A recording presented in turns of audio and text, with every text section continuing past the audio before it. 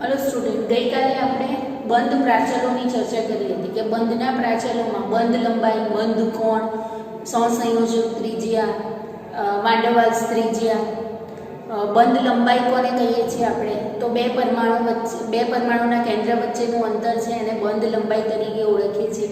બંધ કોણ કોને કહીએ છીએ તો બે પરમાણુ વચ્ચે બંધ બને છે અને જ્યારે ખૂણો બે પરમાણુ વચ્ચે બંધ બને અને એ જે પરમાણુની કક્ષકો છે એ કક્ષકોની વચ્ચે જે ખૂણો બનતો હોય છે એને આપણે બંધ કોણ તરીકે ઓળખીએ છીએ।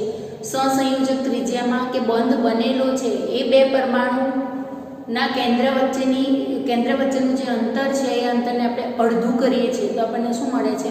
સહસંયોજક ત્રિજ્યા મળતી હોય છે। વાંડવાલ્સ ત્રિજ્યા છે એમાં બંધ બનેલો હોતો નથી અને જે અંતર હોય છે એ અંતરને અડધું કરવામાં આવે તો વાંડવાલ્સ ત્રિજ્યા મળતી હોય છે। વાંડવાલ્સ ત્રિજ્યા ઓલવેઝ સહસંયોજક ત્રિજ્યા કરતાં વધારે હોય। કેમ? તો ડિસ્ટન્સ બે પરમાણુ વચ્ચેનું ડિસ્ટન્સ વધારે છે અને એ ડિસ્ટન્સને આપણે અડધું કરીએ છીએ તો આપણને ત્રિજ્યા મળતી હોય છે। એટલે હંમેશા વાંડવાલ્સ ત્રિજ્યા મોટી અને સહસંયોજક ત્રિજ્યા એના કરતાં નાની હોય છે। એના પછી આપણે સંસ્પંદન શું છે એ જોઈશું કે સંસ્પંદનમાં કોઈ પણ દ્વિબંધવાળા પરમાણુ હોય એ પરમાણુમાં એ દ્વિબંધ છે ફરતો હોય છે। એટલે મતલબ કે એની જુદી જુદી લુઈસ રચનાને કોઈ પણ અણુ છે એની જુદી જુદી જે લુઈસ રચના છે, પરમાણુમાં તો દ્વિબંધ આવે જ નહીં, એટલે અણુમાં જે દ્વિબંધ છે એ દ્વિબંધ ફરતો રહે છે અને એ ફરતો રહે છે એના કારણે એની લુઈસ રચના છે એ આપણને જુદી જુદી મળતી હોય છે અને એ જે જુદી જુદી જે એની લુઈસ રચના મળે છે એ એના સંસ્પંદન સ્વરૂપો કહેવાય છે। ક્લિયર? આટલી સુધી આપણે ચર્ચા થઈ ગઈ છે। હવે એના પછી છે દ્વિધ્રુવીય ચાપ માત્રા।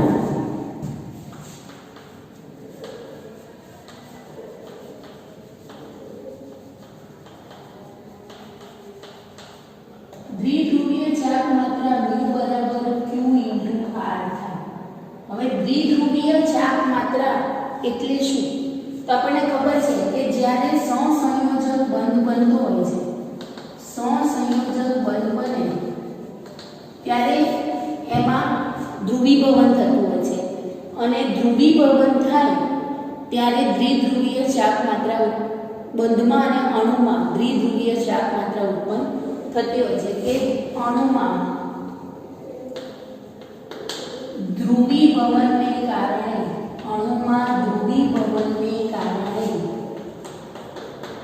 દ્વિધ્રુવીય ચાપ માત્રા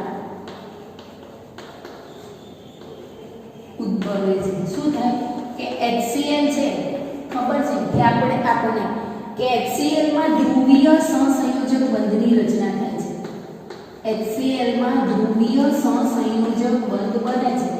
હવે ધ્રુવીય સહસંયોજક બંધ શું છે એ આપણને ખબર છે કે વિદ્યુત ઋણતાનો તફાવત ધરાવતા બે પરમાણુ છે એ બે પરમાણુ વચ્ચે ઇલેક્ટ્રોનની ભાગીદારી થઈ છે અને બંધની રચના થઈ છે અને સહસંયોજક બંધ બન્યો એને આપણે ધ્રુવીય સહસંયોજક બંધ કહીએ છીએ। અને અધ્રુવીય સહસંયોજક બંધ કોને કહીએ છીએ? કે સમાન વિદ્યુત ઋણતાવાળા જે બે પરમાણુ છે એ બે પરમાણુ વચ્ચે જે સહસંયોજક બંધની રચના થાય છે કે ઇલેક્ટ્રોનની ભાગીદારી થઈ સહસંયોજક બંધની રચના થાય છે એને આપણે શું કહીએ છીએ? અધ્રુવીય સહસંયોજક બંધ। હવે અહીંયા જ્યારે ધ્રુવીય સહસંયોજક બંધ થશે ને એટલે ધ્રુવીભવન થશે। ધ્રુવીભવન થાય એટલે શું થાય કે જેની વિદ્યુત ઋણતા વધારે છે એ ઇલેક્ટ્રોન વાદળને આ જે ભાગીદારીમાં જે ઇલેક્ટ્રોન વપરાયા છે એ ઇલેક્ટ્રોનને પોતાની તરફ ખેંચે છે અને પોતાની તરફ ખેંચે છે એટલે અહીંયા ધ્રુવીભવન થાય છે અને દ્વિધ્રુવીય ચાપ માત્રા ઉદ્ભવતી હોય। જ્યારે અહીંયા અધ્રુવીય સહસંયોજક બંધ હોય ત્યાં શું થાય કે બંનેની વિદ્યુત ઋણતા સરખી છે, એટલે અહીંયા જે સહસંયોજક બંધ બનવામાં જે ઇલેક્ટ્રોનની ભાગીદારી થઈ છે એ ઇલેક્ટ્રોન બંનેની વચ્ચે જ રહે છે એટલે એકે બાજુ પાર્શિયલ ચાર્જ ઉદ્ભવતો નથી। પણ અહીંયા શું થાય છે કે બંધમાંના ઇલેક્ટ્રોન છે વધારે વિદ્યુત ઋણ પરમાણુ છે પોતાની તરફ ખેંચે છે એટલે ઇલેક્ટ્રોનનો ચાર્જ નેગેટિવ છે અને અહીંયા નેગેટિવ ચાર્જ ઉદ્ભવે છે અને અહીંયાથી ઇલેક્ટ્રોન દૂર જાય છે એટલે અહીંયા પોઝિટિવ ચાર્જ ઉદ્ભવે છે અને ધ્રુવો ઉત્પન્ન થાય છે। ધ્રુવીભવન થયું એટલે ધ્રુવ ઉત્પન્ન થયા અને ધ્રુવો ઉત્પન્ન થયા એટલે અહીંયા દ્વિધ્રુવીય ચાક માત્રા ઉદ્ભવતી હોય છે. દ્વિધ્રુવીય ચાક માત્રા છે એમાં આપણે એમ કીધું કે દ્વિધ્રુવીય ચાક માત્રાને મ્યુ વડે દર્શાવાય. હવે અહીંયા સ્મોલ આર કે ક્યુ છે શું છે તો ઉદ્ભવતો અથવા તો ઉત્પન્ન થતો વીજભાર છે કે અહીંયા પ્લસ ડેલ્ટા અને માઈનસ ડેલ્ટા વીજભાર આવ્યો એ વીજભાર આપણે કુલંબમાં લઈએ છીએ. અને આર શું છે તો અહીંયા જે પરમાણુ વચ્ચે દ્વિધ્રુવીય ચાક માત્રા ઉદ્ભવી એ બે પરમાણુના કેન્દ્ર વચ્ચેનું અંતર છે અને એ અંતરને અડધું લીધું છે એને આપણે શું કહીએ છીએ સોરી એનું અંતર છે અને એ અંતરને આપણે આર તરીકે લઈએ છીએ. એટલે દ્વિધ્રુવીય ચાક માત્રા ક્યારે ઉદ્ભવે છે તો ધ્રુવીય સહસંયોજક બંધ હોય એમાં ધ્રુવીભવન થાય. ધ્રુવીભવન થાય એટલે જે વધારે વિદ્યુત ઋણ પરમાણુ છે એ ઇલેક્ટ્રોનને પોતાની તરફ ખેંચે છે અને અહીંયા ચાર્જ ઉત્પન્ન થાય છે કે પોઝિટિવ અને નેગેટિવ ચાર્જ ઉદ્ભવે છે અને એ પોઝિટિવ અને નેગેટિવ ચાર્જ ઉદ્ભવે એટલે અહીંયા ધ્રુવીભવન થયું એવું કહેવાય. અને ધ્રુવીભવન થાય એટલે અણુમાં અને એ જે બંધ છે એમાં દ્વિધ્રુવીય ચાક માત્રા ઉત્પન્ન થાય છે. અને દ્વિધ્રુવીય ચાક માત્રા છે એને આપણે મ્યુ વડે દર્શાવીએ છીએ. મ્યુ બરાબર ક્યુ ઇન્ટુ આર. એમાં ક્યુ છે એ અહીંયા જે વીજભાર ઉત્પન્ન થયો વીજભારને આપણે કુલંબમાં લઈએ છીએ અને અંતર છે એ બંને પરમાણુના કેન્દ્ર વચ્ચેનું અંતર છે. બંને પરમાણુના કેન્દ્ર વચ્ચેનું અંતર અને એનો ગુણાકાર કરીએ છીએ ત્યારે આપણને જે તે પરમાણુ છે એ પરમાણુની દ્વિધ્રુવીય ચાક માત્રા મળતી હોય છે. દ્વિધ્રુવીય ચાક માત્રાને આપણે મ્યુ વડે દર્શાવાય છે. અને દ્વિધ્રુવીય ચાક માત્રાનું જે એકમ છે એ એકમને આપણે ડી બાય તરીકે ઓળખીએ છીએ કે દ્વિધ્રુવીય ચાક માત્રા છે એ ડી બાય એકમમાં મપાતી હોય છે. અને 1 ડી બાય બરાબર 3.335 ગુણ્યા 10 ની -30 સેન્ટીમીટર થાય છે. 1 ડી બાય બરાબર શું થાય છે કે 3.335 ગુણ્યા 10 ની -30 સેન્ટીમીટર. ક્લિયર? એટલે દ્વિધ્રુવીય ચાક માત્રા શું છે તો જે વીજભાર ઉત્પન્ન થાય છે એ વીજભાર અને બે પરમાણુના કેન્દ્રના વચ્ચેનું જે અંતર છે એનો ગુણાકાર કરીએ ત્યારે આપણને દ્વિધ્રુવીય જે તે અણુની દ્વિધ્રુવીય ચાક માત્રા મળતી હોય છે. હવે દ્વિધ્રુવીય ચાક માત્રા દર્શાવાય કેવી રીતે તો ધારો કે આ HCl નો અણુ છે એમાં હાઇડ્રોજન અને ક્લોરીન વચ્ચે બંધ બનેલો છે અને દ્વિધ્રુવીય ચાક માત્રાને આ બંધની ઉપર આ રીતે એરો વડે દર્શાવવામાં આવે છે. દ્વિધ્રુવીય ચાક માત્રાને બંધની ઉપર આ રીતે એરો વડે દર્શાવવામાં આવે છે. એરોનું જે શીર્ષ છે એરોનું શીર્ષ છે એ વધારે વિદ્યુત ઋણતાવાળા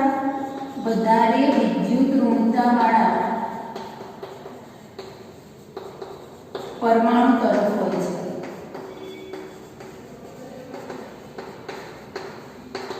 જ્યારે એનું પૂંછ જે છે જ્યારે એરોનું પૂંછ એ ધન વીજભાર વાળા પરમાણુ તરફ હોય.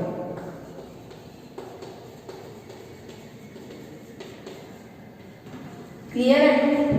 કેવી દ્વિધ્રુવીય ચાક માત્રા ઉદ્ભવે કેવી રીતે તો ધ્રુવીભવનને કારણે ઉદ્ભવે છે. ધ્રુવીભવન થાય એટલે ધ્રુવો ઉત્પન્ન થાય છે અને અણુમાં અને બંધમાં દ્વિધ્રુવીય ચાક માત્રા ઉદ્ભવતી હોય છે. દ્વિધ્રુવીય ચાક માત્રા છે એને આપણે મ્યુ વડે દર્શાવીએ છીએ અને મ્યુ બરાબર q ઇન્ટુ આર. ક્યુ શું છે તો અહીંયા ઉત્પન્ન થતો જે વીજભાર છે એને આપણે કુલંબમાં લઈએ છીએ અને અંતર આર છે બે પરમાણુના કેન્દ્ર વચ્ચેનું અંતર છે. એનું એકમ ડી બાય એકમ છે. 1 ડી બાય બરાબર 3.335 ગુણ્યા 10 ની -30 સેન્ટીમીટર થાય છે. અને જ્યારે કોઈ પણ અણુમાં કે બંધમાં આપણે દ્વિધ્રુવીય ચાક માત્રા દર્શાવીએ એ જે બંધ છે એની ઉપર એરો સ્વરૂપે દર્શાવવામાં આવે છે. અને એરોમાં જે વધારે વિદ્યુત ઋણ છે એ વધારે વિદ્યુત ઋણ પરમાણુ પર એરોનું શીર્ષ રહેતું હોય છે અને ઓછો ઋણ એટલે કે ધન વીજભારિત જે પરમાણુ છે એ પરમાણુ પર એરોનું પૂછ આવતું હોય છે. હવે અણુમાં જ્યારે દ્વિધ્રુવીય ચાર્જ માત્ર આપણે લેતા હોઈએ ત્યારે બરાબર છે કે આ તો દ્વિપરમાણિક અણુ છે એવું કહી શકીએ આપણે કે એમાં ખાલી ને ખાલી એમ કે એનો આકાર છે એ રેખીય છે એવું કહી શકીએ. પણ જ્યારે બહુપરમાણીય અણુની વાત કરતા હોઈએ ત્યારે એમાં જેટલા બંધ બન્યા છે એ બધા જ બંધની જે દ્વિધ્રુવીય ચાર્જ માત્રા છે એનો સદિશ સરવાળો લેવામાં આવે છે. બહુપરમાણીય અણુમાં બધા જ પરમાણુ વચ્ચે બનેલા બંધની દ્વિધ્રુવીય ચાર્જ માત્રાનો સદિશ સરવાળો લેવામાં આવે છે. દ્વિધ્રુવીય ચાર્જ માત્રામાં શું લેવામાં આવે છે? સદિશ સરવાળો. જ્યારે દ્વિપરમાણીય અણુ કે બહુપરમાણીય અણુ હોય ત્યારે એમાં જે બંધ બનેલા છે એ બંધની દ્વિધ્રુવીય ચાર્જ માત્રાનો સદિશ સરવાળો લેવામાં આવે છે. હવે સદિશ શું છે એ આપણે ફિઝિક્સમાં શીખેલા છે કે સદિશ એટલે કે દિશા અને મૂલ્ય બંને એમાં લેવામાં આવતા હોય છે. જો આપણે જ્યારે સદિશ સરવાળો કરતા હોઈએ ત્યારે બંનેનું મૂલ્ય સરખું હોય પણ એની દિશા બદલાતી હોય તો આપણો આન્સર શું થઈ જાય છે? 0 થઈ જતો હોય છે. એટલે અહીંયા દ્વિધ્રુવીય ચાર્જ માત્રામાં આપણે શું કહીએ છીએ કે સદિશ સરવાળો લેવામાં આવતો હોય છે. આટલું ક્લિયર કે દ્વિધ્રુવીય ચાર્જ માત્રા શું છે. હવે દ્વિપરમાણીય અણુ હોય એમાં આપણે દ્વિધ્રુવીય ચાર્જ માત્રા જોઈએ. એ દ્વિપરમાણીય અણુમાં બે જ પરમાણુ હશે.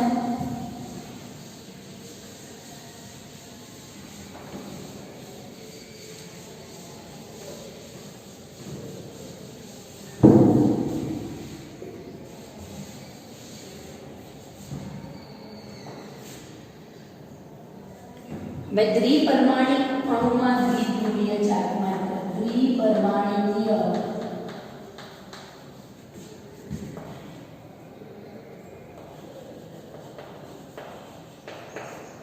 અણુમાં દ્વિધ્રુવીય ચાર્જ માત્રા. હવે દ્વિપરમાણીય અણુ જે છે એ બે પ્રકારના હોય. એ સમકેન્દ્રી પણ હોઈ શકે અને વિષમકેન્દ્રી પણ હોઈ શકે. દ્વિપરમાણીય અણુ છે એ બે પ્રકારના હોય છે. સમકેન્દ્રી દ્વિપરમાણીય અણુ. દ્વિપરમાણીય અણુ એટલે કહેવાનો મતલબ કે એમાં બે પરમાણુ છે એવું કહી શકીએ. હવે સમકેન્દ્રી અને વિષમકેન્દ્રી બે પ્રકારના હોય એટલે સમકેન્દ્રી જે હશે એમાં શું હશે કે બંને પરમાણુની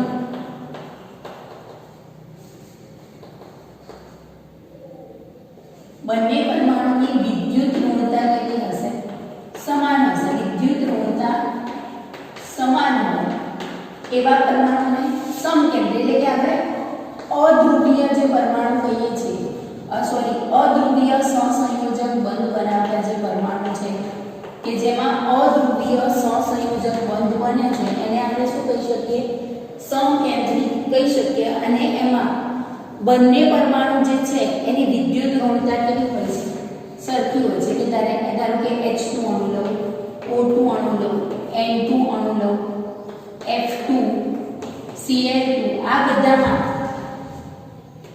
અધ્રુવીય સહસંયોજક બંધ બને. કારણ કે શું થાય કે બંધ બને છે અને બંધ બનાવવામાં ભાગ લેતો જે ઇલેક્ટ્રોન છે એ બંને પરમાણુની વિદ્યુત ઋણતા સમાન હોવાને કારણે એક પણ બાજુ ખેંચાતો નથી, વચ્ચે મધ્યમાં રહેતો હોય છે. તો બંને પરમાણુની વિદ્યુત ઋણતા છે એ કેવી છે? સમાન છે.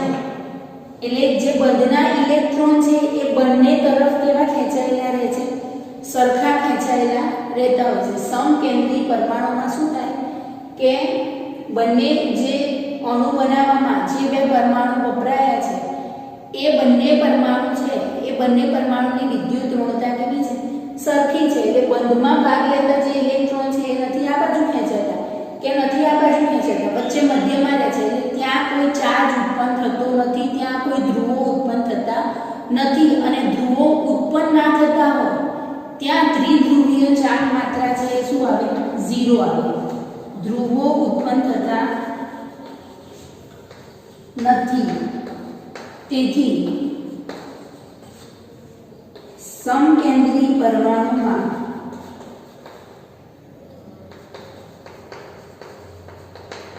દ્વિધ્રુવીય ચાર્જ માત્રા મ્યુ બરાબર 0 થાય।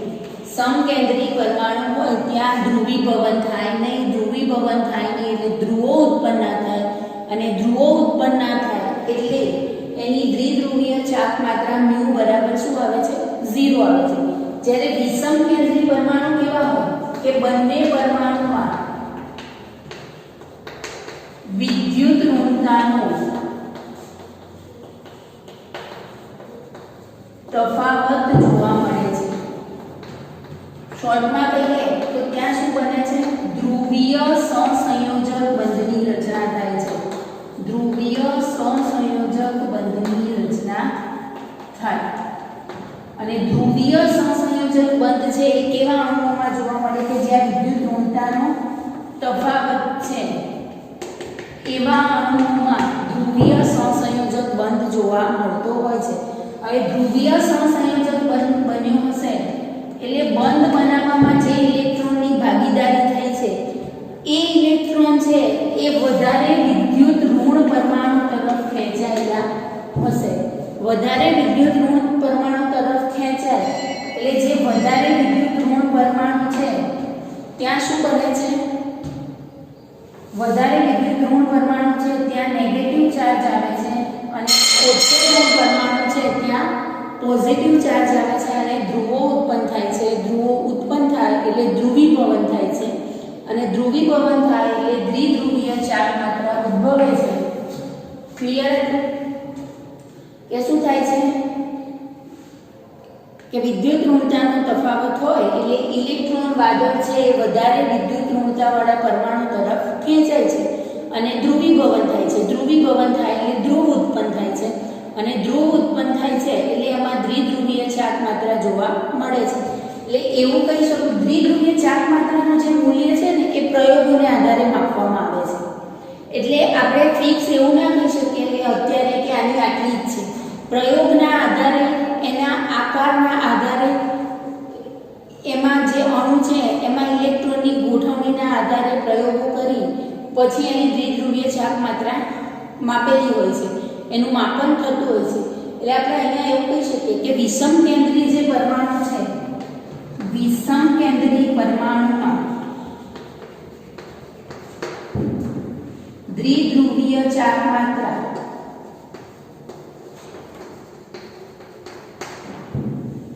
mu is not equal to 0 એટલે કે 0 ના હોય, દ્વિધ્રુવીય ચાર્જ માત્રાનું મૂલ્ય આપણને મળતું હોય છે। અહીંયા તો શું છે કે દ્વિધ્રુવીય ચાર્જ માત્રા છે 0 જ મળે, કારણ કે ધ્રુવો ઉત્પન્ન થયેલા છે નહીં। ક્લિયર? એટલે કે સમકેન્દ્રી પરમાણુ હોય ત્યારે વિદ્યુત ઋણતાનો તફાવત હોય નહીં, અને વિદ્યુત ઋણતાનો તફાવત ના હોય ત્યાં ધ્રુવીભવન થાય નહીં, અને ધ્રુવીભવન ના થાય તો ધ્રુવ ઉત્પન્ન થાય નહીં, અને દ્વિધ્રુવીય ચાર્જ માત્રા છે એ 0 જોવા મળતી હોય છે। જ્યારે વિષમકેન્દ્રી પરમાણુમાં શું થાય કે બંધ ભાગીદારીથી જે બંધ બન્યો છે એમાં જે ઇલેક્ટ્રોન છે એ વધારે વિદ્યુત ઋણ પરમાણુ તરફ ખેંચાયેલા હોય છે, અને વધારે વિદ્યુત ઋણ પરમાણુ તરફ ખેંચાયેલા હોય એટલે ત્યાં નેગેટિવ ચાર્જ ઉદ્ભવે છે, અને બીજો પરમાણુ છે ત્યાં પોઝિટિવ ચાર્જ ઉદ્ભવે છે, અને ધ્રુવીભવન થઈ ધ્રુવો ઉત્પન્ન થાય છે, અને દ્વિધ્રુવીય ચાર્જ માત્રા જોવા મળતી હોય છે। અને દ્વિધ્રુવીય ચાર્જ માત્રામાં mu is not equal to 0 જોવા મળે છે।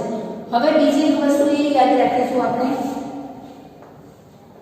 કે જ્યારે દ્વિધ્રુવીય ચાર્જ માત્રા ઉદ્ભવે ત્યારે mu is not equal to 0 થાય છે, તો સહસંયોજક બંધ હોય એમાં આયનિક બંધનું પ્રમાણ જોવા મળે છે। જ્યારે આપણે આયનિક બંધની ચર્ચા કરી ત્યારે મેં એવું કીધું હતું કે કોઈ પણ બંધ છે એ સંપૂર્ણ આયનિક કે સંપૂર્ણ સહસંયોજક બંધ હોતો નથી। એમાં જો આયનિક બંધનું પ્રમાણ વધારે હોય તો એમાં થોડા ઘણા પ્રમાણમાં એનામાં સહસંયોજક બંધના ગુણધર્મો જોવા મળે છે। જ્યારે સહસંયોજક બંધ બનેલો હોય ત્યારે એમાં થોડા ઘણા પ્રમાણમાં આયનિક બંધનું પ્રમાણ પણ જોવા મળતું હોય છે, પણ જેટલી વિદ્યુત ઋણતા વધારે ધરાવતો પરમાણુ જોડાયેલો હોય એટલું આયનિક બંધનું પ્રમાણ વધારે હોય અને સહસંયોજક બંધનું પ્રમાણ ઓછું હોય। એટલે કે વધારે વિદ્યુત ઋણતાવાળો પરમાણુ છે એ કોઈ ધન આયન સાથે જોડાયેલો હોય તો આપણે એવું કહી શકીએ કે એમાં આયનિક બંધનું પ્રમાણ વધારે જોવા મળે અને સહસંયોજક બંધનું પ્રમાણ ઓછું જોવા મળતું હોય છે કે વિદ્યુત ઋણતાનો વધારે પડતો તફાવત હોય ત્યારે શું થાય કે બંધમાં ધ્રુવીયતા વધારે હોય અને ત્યારે આયનિક બંધનું પ્રમાણ વધારે અને સહસંયોજક બંધનું પ્રમાણ ઓછું હોય છે. આપણે જ્યારે આયનિક બંધની ચર્ચા કરી ત્યારે એમ કીધું હતું કે જેટલો સારો ધન આયન બને અને જેટલો સારો ઋણ આયન બને એટલું આયનિક બંધ છે વધારે પ્રબળ હોય એટલે એમાં સહસંયોજક બંધનું પ્રમાણ ઓછું હોય. આ આપણે દ્વિપરમાણુય અણુ માટે દ્વિધ્રુવીય ચાર્જ માત્રાની ચર્ચા કરી. હવે હશે બહુપરમાણુય અણુમાં. બહુપરમાણુય અણુમાં બે કરતાં વધારે પરમાણુ આવેલા હોય એવું આપણે કહી શકીએ. 3, 4, 5 પરમાણુ હોય એટલે કે બહુપરમાણુય અણુમાં દ્વિધ્રુવીય ચાર્જ માત્રા કેવી રીતે ઉદ્ભવે છે?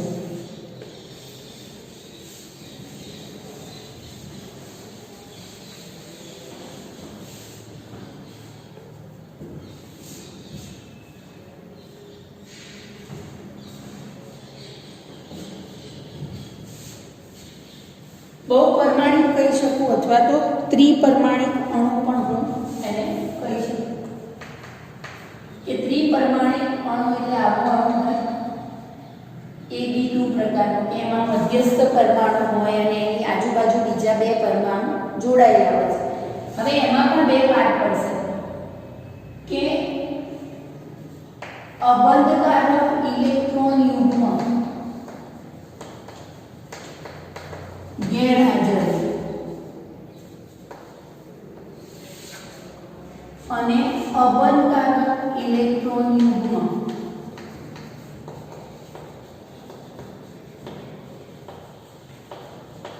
હાજર હોય. હવે બંધકારક અને અબંધકારક ઇલેક્ટ્રોન યુગ્મ શું છે એ આપણને ખબર છે.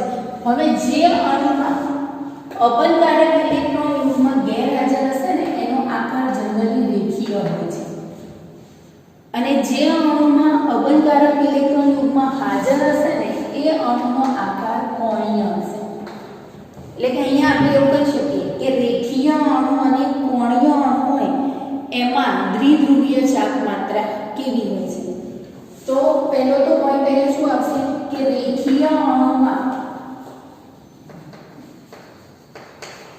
અબંધકારક ઇલેક્ટ્રોન યુગ્મ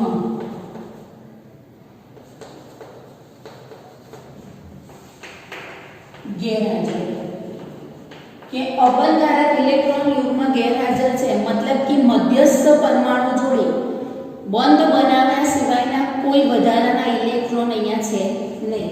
ધારો કે BeCl2 ની વાત કરીએ, BeH2 ની વાત કરીએ, BeF2 ની વાત કરીએ તો અહીંયા એવું કહી શકું.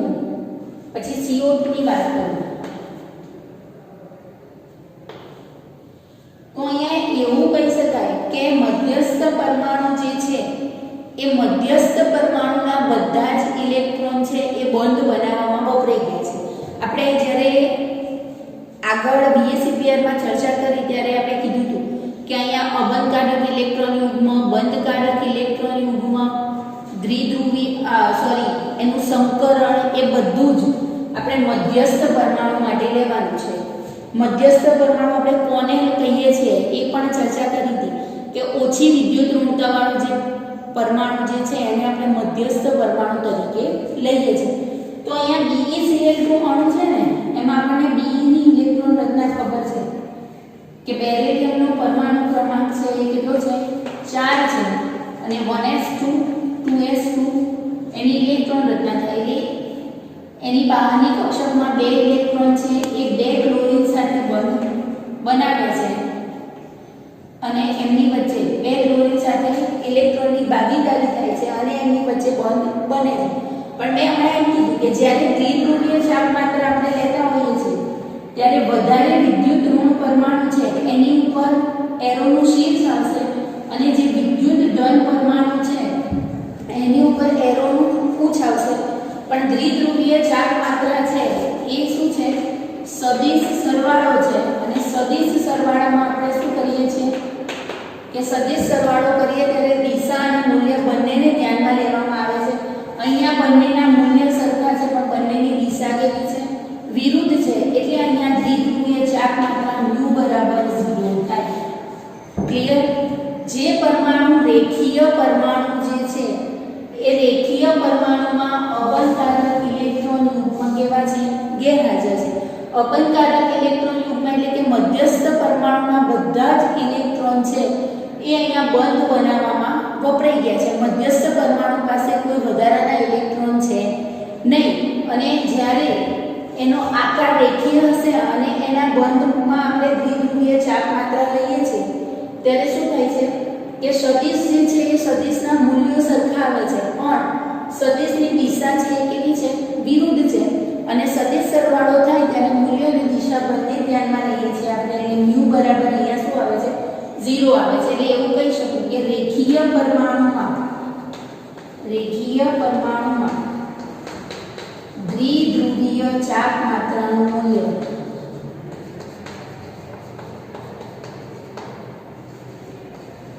mu બરાબર 0 થાય.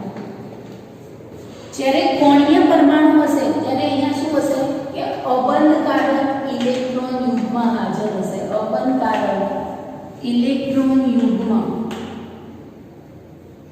હાજર હોય છે. ધારો કે આપણે H2O ની વાત કરીએ, N2O ની વાત, NO2 ની વાત કરીએ, H2O, NO2, H2S કહીએ, આ બધા ત્રિપરમાણીય અણુ છે.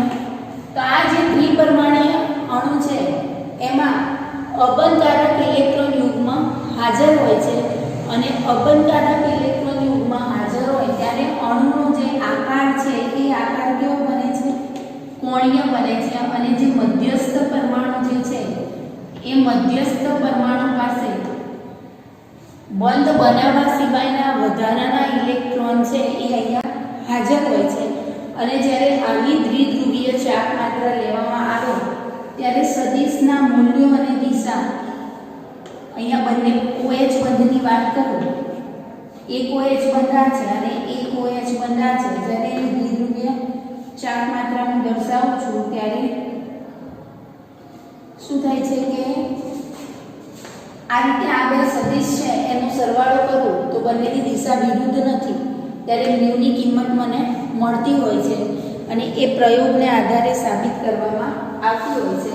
એટલે આની દ્વિધ્રુવીય ચાપ માત્રા જ્યારે ઓલ ઓવર આપણે સદિશ લેવામાં આવે છે ત્યારે આ રીતે થાય છે. અને આ અબંધકારક ઇલેક્ટ્રોન યુગ્મ તરફ આ રીતે સદિશ આવતો હોય છે. એટલે અહીંયા mu is not equal to 0 થાય. એટલે એવું કહી શકું કે જ્યારે કોણીય પરમાણુ જ્યારે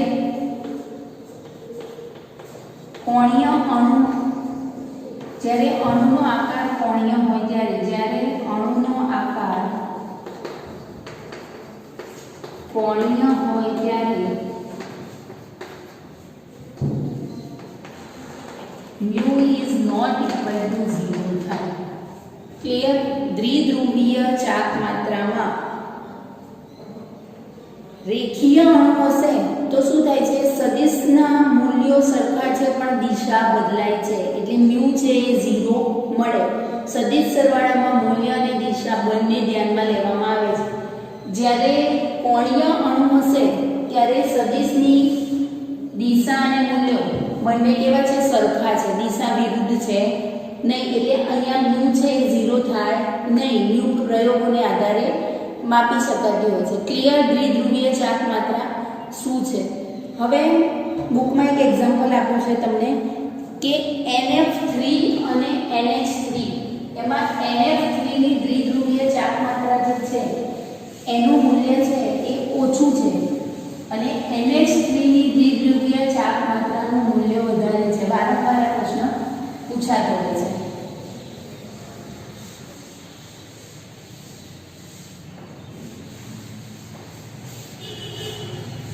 એ NH3 ની દ્વિધ્રુવીય ચાપ માત્રા લગભગ 1.3 જેટલી છે અને NF3 ની દ્વિધ્રુવીય ચાપ માત્રા છે 1. NH3 માં 1.47 6.4 ડીબાઈ છે અને NF3 માં 0.80 ડીબાઈ આવે છે. કારણ પૂછાતું હોય છે કારણ કે અહીંયા પણ અબંધકારક ઇલેક્ટ્રોનિક મધ્યસ્થ પરમાણુ તો બંનેમાં કેવો છે, સરખો છે. આપણે NH3 ની રચના જોઈ ગયા છીએ કે આ રીતની છે કે નાઇટ્રોજનનો પરમાણુ ક્રમાંક 7 છે, એની ઇલેક્ટ્રોન રચના 1s2 2s2 2p3 છે. એમાંથી એ 3 હાઇડ્રોજન સાથે 3 બંધ બનાવે છે અને એની ઉપર અબંધકારક ઇલેક્ટ્રોન યુગ્મ હાજર હોય છે. જ્યારે NF3 ની રચના જોઈએ તો એમાં પણ એવું છે કે 3 ફ્લોરિન સાથે ભાગીદારીથી બંધ બને છે અને એક અબંધકારક ઇલેક્ટ્રોન યુગ્મ અહીંયા હાજર છે. બંનેમાં અબંધકારક ઇલેક્ટ્રોન યુગ્મ તો છે જ, પણ અહીંયા આપણને ખબર છે કે હાઇડ્રોજન કરતાં નાઇટ્રોજનની વિદ્યુત ઋણતા કેવી છે, વધારે છે. હાઇડ્રોજન કરતાં નાઇટ્રોજનની વિદ્યુત ઋણતા વધારે. હાઇડ્રોજનની વિદ્યુત ઋણતા કેટલી છે, 1 છે, નાઇટ્રોજનની 3 છે.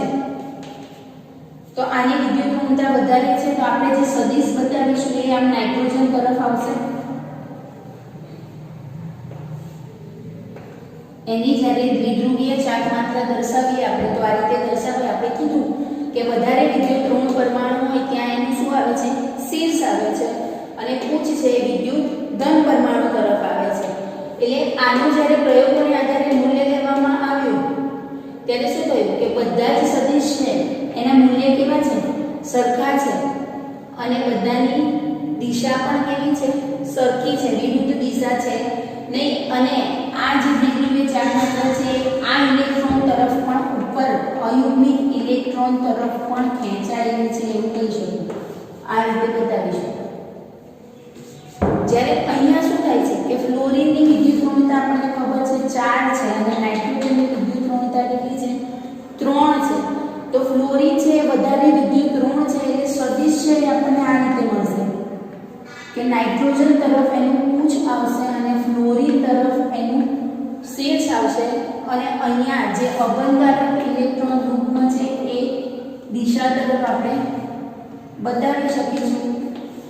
એટલે કે અબંધકારક ઇલેક્ટ્રોન અને દ્વિધ્રુવીય ચાર્જ માત્રા જે છે એ બંનેની દિશા કેવી થાય છે, વિરુદ્ધ થાય છે.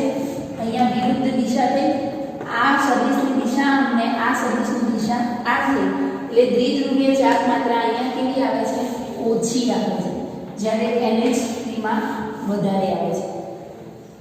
ક્લિયર કે દ્વિધ્રુવીય ચાર્જ માત્રાનું મૂલ્ય બંનેમાં મધ્યસ્થ પરમાણુ સમાન છે પણ અહીંયા સદિશની દિશા અને ઇલેક્ટ્રોન યુગ્મની દિશા બંને કેવી આવે છે, સમાન આવે છે અને અહીંયા સદિશની દિશા અને ઇલેક્ટ્રોન યુગ્મની દિશા છે એ ઓપોઝિટ થાય છે એટલે અહીંયા મૂલ્યમાં ઘટાડો થાય છે આના કરતાં. ક્લિયર થઈ ગયું. આપણે હમણાં જ વાત કરી કે દ્વિધ્રુવીય ચાર્જ માત્રા છે અહીંયા આમ દેખાય છે અને હું ગણી શકું એવું નથી. દ્વિધ્રુવીય ચાર્જ માત્રાની જ્યારે ગણતરી કરવામાં આવે ત્યારે એના આકાર પછી એમાં એની રચના કેવી રીતની છે એ બધું જ ધ્યાનમાં લેવામાં આવતું હોય છે. એમાં અબંધકારક ઇલેક્ટ્રોન યુગ્મ કેવી રીતે ગોઠવાયેલા છે, એમાં બંધ કેવી રીતના છે એ બધું જ ધ્યાનમાં લઈ અને પ્રયોગોને આધારે દ્વિધ્રુવીય ચાર્જ માત્રાનું મૂલ્ય છે એ નક્કી કરવામાં આવતું હોય છે. ક્લિયર. આ પ્રયોગને આધારે સાબિત થયેલું છે કે NH3 અને NF3 માં મધ્યસ્થ પરમાણુ બંને સમાન છે, એની જોડે અબંધકારક ઇલેક્ટ્રોન યુગ્મ છે છતાં પણ NF3 ની દ્વિધ્રુવીય ચાર્જ માત્રા ઓછી અને NH3 ની દ્વિધ્રુવીય ચાર્જ માત્રા વધારે છે. કારણ શું છે કે NH3 માં ઇલેક્ટ્રોન યુગ્મની દિશા અને દ્વિધ્રુવીય ચાર્જ માત્રાની દિશા સરખી છે, જ્યારે NF3 માં દ્વિધ્રુવીય ચાર્જ માત્રા અને ઇલેક્ટ્રોન યુગ્મની દિશા વિરુદ્ધ છે. ક્લિયર આટલું? હવે ફઝાનના નિયમ વિશે આપણે જોઈએ કે આપણે એવું કીધું હતું આયનિક બંધની જ્યારે ચર્ચા કરી ત્યારે કે એની લાક્ષણિકતામાં કે કયા બંધમાં આયનિક બંધનું પ્રમાણ વધારે હોય. હવે ફઝાને નિયમો આપ્યા છે એ નિયમોને આધારે આપણે નક્કી કરી શકીએ કે કોઈ પણ અણુ છે એમાં આયનિક બંધ કરતાં સહસંયોજક બંધ પ્રબળ હશે કે નિર્બળ હશે. આપણે સ્ટાર્ટિંગમાં જ મેં કીધું કે કોઈ પણ અણુ છે એ સંપૂર્ણ આયનિક કે સંપૂર્ણ સહસંયોજક હોતો નથી, કે આયનિક બંધનું પ્રમાણ એમાં વધારે હોય તો સહસંયોજક બંધનું પ્રમાણ ઓછું હોય, અને જે અણુમાં સહસંયોજક બંધનું, ધારો કે NaCl ની વાત કરું તો આપણને ખબર છે કે NaCl માં આયનિક બંધ હોય, પણ ધારો કે 90% આયનિક હોય તો ત્યાં 10% તો સહસંયોજક બંધનું પ્રમાણ હોય. એમ HCl ની વાત કરીએ તો HCl માં સહસંયોજક બંધની રચના થાય. આપણે એવું શીખ્યા છીએ કે ઇલેક્ટ્રોનની ભાગીદારી થાય છે અને સહસંયોજક બંધ બને છે. તો સપોઝ અહીંયા સહસંયોજકતાનું પ્રમાણ 80% હોય તો અહીંયા 20% તો આયનિક પ્રમાણ હોય જ. અને સહસંયોજકતાનું પ્રમાણ નક્કી કરવા માટે ફઝાન નામના વૈજ્ઞાનિકે બધા નિયમ આપ્યા છે, અને એ નિયમને આધારે આપણે સહસંયોજક બંધની પ્રબળતા છે એ નક્કી કરી શકીએ છીએ. હવે આયનિક અને સહસંયોજક લાક્ષણિકતાની ટકાવારી નક્કી કરવા માટે ફઝાન નામના વૈજ્ઞાનિક છે એમને નિયમો આપેલા છે. કે નિયમોમાં પહેલો નિયમ એવો છે કે જેમ ધન આયનનું કદ નાનું અને ઋણ આયનનું કદ મોટું, તે આયનીય બંધમાં સહસંયોજક લાક્ષણિકતા વધારે હોય. ધારો કે આપણે ધન આયન તરીકે Na લઈએ છીએ તો અહીંયા આપણને ખબર છે કે NaF અને અહીંયા NaF લઉં છું, NaCl લઉં છું, NaBr લઉં છું અને NaI લઉં છું. હવે અહીંયા આપણને ખબર છે કે ઋણ આયનનું કદ છે એ મોટું થતું જાય છે, તો આમાં આયનિક બંધ બનેલા હશે. અહીંયા બધામાં છે આયનિક બંધની રચના થઈ છે, પણ જેમ જેમ ઋણ આયન છે એમ મોટો થતો જાય છે એમ બંધનું આયનિક લક્ષણ છે એ શું થાય છે, ઘટે છે, અને સહસંયોજક બંધનું જે પ્રમાણ છે એ વધે છે. એટલે એવું કહી શકું કે NaI છે એમાં સહસંયોજક બંધનું પ્રમાણ વધારે હશે અને આયનિક બંધનું પ્રમાણ ઓછું હશે, કારણ કે અહીંયા ધન આયન નાનો છે અને ઋણ આયન કેવું છે, મોટો છે. એટલે જ્યારે સહસંયોજક બંધનું પ્રમાણ કે આયનિક બંધની પ્રબળતા લખવાની તમને કે એમ કે આ રીતે સંયોજનો આપેલા છે, તમને એમ કે આમાં સહસંયોજક બંધનું પ્રમાણ ચડતા ક્રમમાં લખો તો NaF છે એમાં આયનિક બંધ વધારે હશે, સહસંયોજક બંધ ઓછો હશે. અહીંયા આયનિક બંધ તો છે જ, પણ અહીંયા સહસંયોજક બંધનું પ્રમાણ આની કમ્પેરિઝનમાં થોડું વધારે હશે. અહીંયા આની કમ્પેરિઝનમાં વધારે, અને સૌથી વધુ સહસંયોજક બંધ છે એ NaI માં બનેલો હશે. એટલે કે ધન આયન નાનો હોય અને ઋણ આયન મોટો થાય તો ભલે બંધ આયનિક બંધ બન્યો છે પણ એમાં સહસંયોજકતાનું પ્રમાણ વધારે જોવા મળે છે. બીજો નિયમ છે કે ધન આયન પર વધારે ભારમાં આયનિક બંધમાં સહસંયોજક લાક્ષણિકતા વધારે જોવા મળે. ધારો કે NaCl લો, MgCl2 લો અને AlCl3 લો. હવે અહીંયા Na+, અહીંયા Mg+2 અને અહીંયા Al+3. એટલે AlCl જે બન્યું છે AlCl3 એમાં સહસંયોજક બંધ વધારે હશે. કેમ? તો અહીંયા ધન ચાર્જ, પોઝિટિવ ચાર્જ વધારે થાય છે. NaCl માં જે આયનિક બંધ હશે ને એના કરતા NaCl માં આયનિક બંધ હશે ત્યાં સહસંયોજક માત્રા ઓછી હશે, પણ AlCl3 માં આયનિક પ્રમાણ ઓછું અને સહસંયોજકતાનું પ્રમાણ કેવું હશે, વધારે હશે. કે ચાર્જ છે એ ધન આયન પર શું થાય છે, વધે છે. એના પછીનો પોઈન્ટ જે છે હું સમજાવું છું, પણ શું થાય છે કે આપણે એવું કીધું છે કે સમાન કદ અને ભાર ધરાવતા સક્રાંતિ ધાતુ આયનમાં જેની ઇલેક્ટ્રોન રચના n-1 DnS0 છે તેઓ આલ્કલી અને આલ્કલાઇન અર્ધ ધાતુ ધન આયન જેની ઇલેક્ટ્રોન રચના ઊંડા વાયુ જેવી છે તેના કરતાં વધારે ધ્રુવીભવન પામે છે. સક્રાંતિ ધાતુ તત્વોમાં પરમાણુ ક્રમાંક 1 થી 30 ના જે તત્વો આવે છે એની જે ધ્રુવીભવન કરવાની જે ક્ષમતા છે એના કરતાં આલ્કલાઇન અર્ધ ધાતુ જે તત્વો છે અને આલ્કલી ધાતુ તત્વો છે એમાં જેની ઇલેક્ટ્રોન રચના NH2np6 જેવી થાય એ શું કરે કે ઋણ આયનનું ધ્રુવીભવન વધારે કરી શકે છે. ઇલેક્ટ્રોન રચના N2p6 જેવી, એટલે N2p6 જેવી ઇલેક્ટ્રોન રચનામાં આપણે જોઈએ તો આલ્કલાઇન અર્ધ ધાતુમાં પોટેશિયમની વાત કરીએ તો પોટેશિયમમાં આપણે K+ લઈએ. પોટેશિયમનો પરમાણુ ક્રમાંક 19 છે, એની ઇલેક્ટ્રોન રચના છે R1 18 અને 4s1 જેવી થાય. તો અહીંયા જ્યારે K+ બને છે ત્યારે એની ઇલેક્ટ્રોન રચના NH2np6 જેવી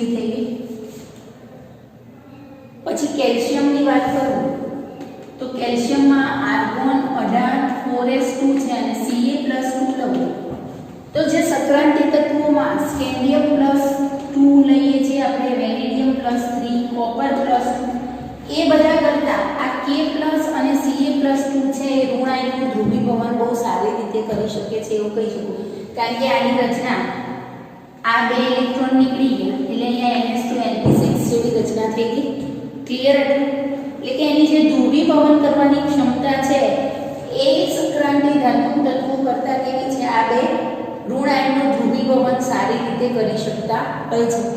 અને ધન આયનની જે ધ્રુવીભવન શક્તિ, ઋણ આયનની ધ્રુવીભવનીયતા અને ધ્રુવીભવન માટે જેવા પરિબળો આયનીય બંધ અને સહસંયોજક લાક્ષણિકતાના ટકાવાર પ્રમાણ નક્કી કરે છે. એટલે કે એવું કહી શકાય કે ધન આયન છે એ એની સાથે જોડાયેલા ઋણ આયનનું ધ્રુવીભવન કેટલા પ્રમાણમાં કરી શકે છે, એ ધન આયન દ્વારા ધ્રુવીભવન પામેલો જે ઋણ આયન છે એની ધ્રુવીભવન કરવાની ક્ષમતા કેટલી છે અને એમાં દ્વિધ્રુવીય જે ચાપ માત્રા છે, વિકૃતિ ઉત્પન્ન થઈ, એના કારણે એના આધારે પણ આપણે એમાં આયનિક બંધ અને સહસંયોજક બંધનું પ્રમાણ નક્કી કરી શકીએ છીએ. કોઈ સારો ધન આયન હોય તો ઋણ આયનનું ધ્રુવીભવન બહુ સારી રીતે કરી શકે, અથવા તો કોઈ ઋણ આયન સારો જોડાયેલો હોય ને એની ધ્રુવીભવનીયતા છે, એની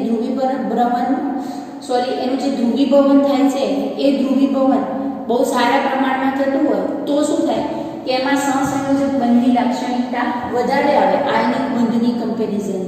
ક્લિયર? તો ફઝનના નિયમ પરથી આપણે કે આયનિક બંધમાં સહસંયોજક બંધનું પ્રમાણ કેટલું હશે એ નક્કી કરી શકીએ છીએ. કે ફઝનના નિયમ પરથી ફિક્સ થાય કે ફઝન એવું કહે છે કે ધન આયન નાનું છે અને ઋણ આયન મોટો હોય તો એમાં ભલે બંધ આયનિક બંધ બન્યો હોય પણ એમાં સહસંયોજકતાનું પ્રમાણ કેવું છે, વધારે છે. બીજામાં એવું કહે છે કે જેટલો ધન વીજભાર વધારે હોય, વધારે ધન વીજભાર હોય એટલે એ ઋણ આયનનું ધ્રુવીભવન સારી રીતે કરી શકે છે. એ ધ્રુવીભવન સારી રીતે કરે એટલે એમાં સહસંયોજક બંધનું પ્રમાણ કેવું આવે, વધારે આવતું હોય છે. પછી આપણે કીધું એમ કે જેની ઇલેક્ટ્રોન રચના NH2 જેવી છે, K+ Ca+ ની આપણે ચર્ચા કરી આગળ. રૂબિડિયમમાં અને પોટેશિયમ પહેલા સમૂહમાં પોટેશિયમ પછીના તત્વો અને બીજા સમૂહમાં કેલ્શિયમ પછીના જે તત્વો છે એ ઋણ આયનનું ધ્રુવીભવન બહુ સારી રીતે કરી શકે છે. કોની કમ્પેરિઝનમાં? સક્રાંતિ ધાતુ તત્વોમાં કે 21 થી 30 પરમાણુવાળા તત્વો આપણે 12માં લઈશું એટલે ખબર પડશે. તો આ 21 થી 30 પરમાણુવાળા જે તત્વો છે એના કરતાં આ બધા તત્વો છે એ ઋણ આયનનું ધ્રુવીભવન સારી રીતે કરી શકે છે એવું કહી શકીએ. અને સહસંયોજક લાક્ષણિકતાનું પ્રમાણ વધે એના માટે જવાબદાર કોણ? તો ધન આયનની જે ધ્રુવીભવન કરવાની ક્ષમતા છે. ધ્રુવીભવન કોને કહેવાય? આપણે કીધું કે ધ્રુવો ઉત્પન્ન થાય, ઇલેક્ટ્રોન આગળ ઇલેક્ટ્રોન છે એ વધારે વિદ્યુત ઋણતાવાળા પરમાણુ તરફ ખેંચાય એટલે ત્યાં ધ્રુવો ઉત્પન્ન થાય અને ધ્રુવો ઉત્પન્ન થવાની જે ઘટના છે એને શું કહેવાય? ધ્રુવીભવન કહી શકાય. પણ જે જોડાયેલો ધન આયન છે એ ઋણ આયનનું ધ્રુવીભવન કેટલા પ્રમાણમાં કરી શકે છે એના પર બી સહસંયોજક લાક્ષણિકતાનું એમ કે આધારિત છે. પછી ઋણ આયનનું ધ્રુવીભવન કેટલા પ્રમાણમાં થાય છે એના આધારે પણ સહસંયોજક લાક્ષણિકતા આપણે નક્કી કરી શકીએ છીએ અને એ બંધમાં દ્વિધ્રુવીયતા કેવી છે એના આધારે પણ નક્કી કરી શકતા હોઈએ છીએ. હવે આપણે દ્વિધ્રુવીય ચાપ માત્રા જોઈએ એમાં એક પોઈન્ટ બાકી છે કે સીસ અને ટ્રાન્સ સમઘટકોમાં આપણે સીસ સમઘટકો હોય ને એમાં દ્વિધ્રુવીય ચાપ માત્રા જોવા મળે પણ ટ્રાન્સ સમઘટકોમાં જોવા ના મળે. પણ સીસ અને ટ્રાન્સ સમઘટકો શું છે એ તમે કાર્બનિકમાં શીખવાના છો અને એ શીખ્યા પછી એની ધ્રુવીભવન ક્ષમતા તમે નક્કી કરી શકતા હો છો. એટલે